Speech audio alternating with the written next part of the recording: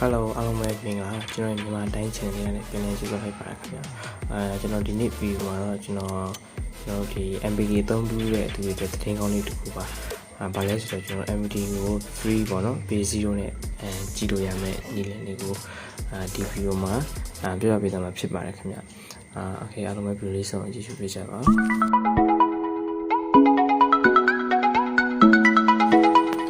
Okay ခုကျွန်တော်ပထမဆုံးအနေနဲ့ကျွန်တော်တို့Play Store ကနေကိုကျွန်တော် application တွေတခု download လုပ်ပါတယ်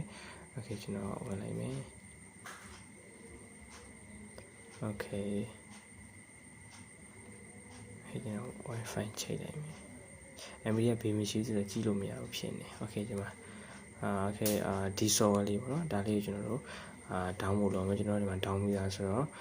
ကျွန်တော်ပြန်ထွက်လိုက်မယ်နော်ဒါလေးကိုအရင်ဆုံး download လုပ်လိုက်မယ် Okay ပြီးရင်ကျွန်တော် MPT ဟိုကျွန်တော်ခု basic ပြပါမယ်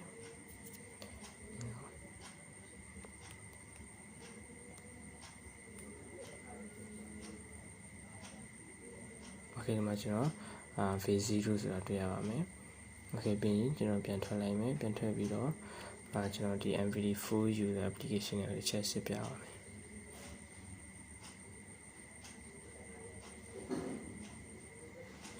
Okay ဒီမှာကျွန်တော်ဘာမှမရှိပါဘူး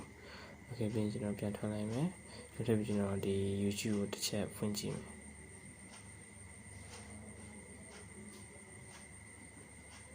Okay ကျွန်တော်ဘာမှမပေါ်ပါဘူး Okay Okay ကျွန်တော်Facebook ကျွန်တော်တစ်ချက်ဖွင့်ကြည့်မယ်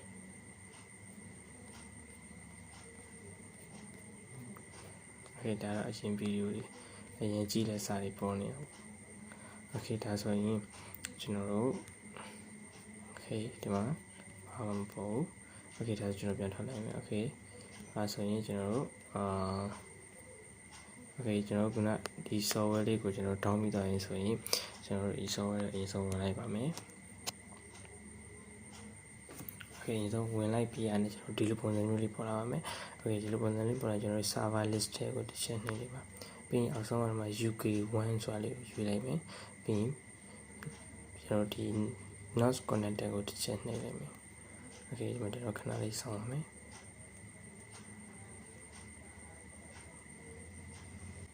Okay မှာဒီလိုပုံလေးပေါ်လိုက်ဆိုတော့ကျွန်တော်line ချိတ်သွားပါပြီအဲ့ဒါမှာကျွန်တော်တို့ကမိနစ်เนาะဗီဒီယိုတစ်ပုဒ်ကိုကြည့်ရင်တော့မိနစ်30ချိန်ပြီးပါအဲ့တော့ကျွန်တော်ဗီဒီယိုတစ်ပုဒ်ကိုအစမ်းကြည့်စီမယ် Okay ဒီမှာကျွန်တော်14 minute free ပေးထားတယ်ပေါ့နော်မိတ်ဆွေတို့ကတကယ်လို့ထပ်ကြည့်နေဆိုရင် at a time ကိုကြောင်ညာကြည့်ပြရမယ်ပေါ့ Okay အဲ့ဆိုကျွန်တော်ထွက်လိုက်မယ် Okay ထွက်ပြီးကျွန်တော်ခုနကတော့ဝင်နေကျွန်တော် YouTube ကိုပြောင်းဝင်မယ် Okay ခဏလေးစောင့် Okay ဒီမှာပေါ်လာပြီ Okay ဒီမှာပေါ်လာပြီ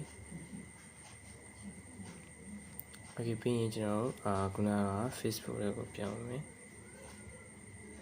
Facebook ကိုပြောင်းပြီးတော့ခုနဒီညာကိုတစ်ချက်နှိပ်လိုက်ဗီဒီယို Okay ခဏလေးစောင့်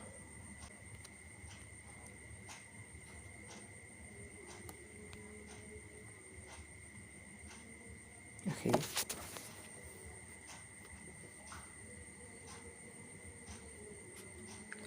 Okay ဒီမှာကျွန်တော်တို့Facebook ကဗီဒီယိုလေးကျွန်တော်ကြည့်လို့ရတာပါပဲ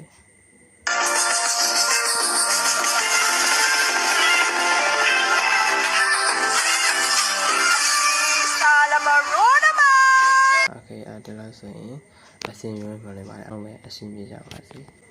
ကျွန်တော်ရဲ့ channel လေးကိုလည်း subscribe လုပ်ရသေးရင် subscribe လေးနှိပ်ပြီးတော့ဘေးနားက notification လေးကိုလည်းနှိပ်ခဲ့ပြီးတော့တောင်းဆိုချင်ပါခင်ဗျအားလုံးပဲမင်္ဂလာရှိသောနေ့လေးဖြစ်ပါစေ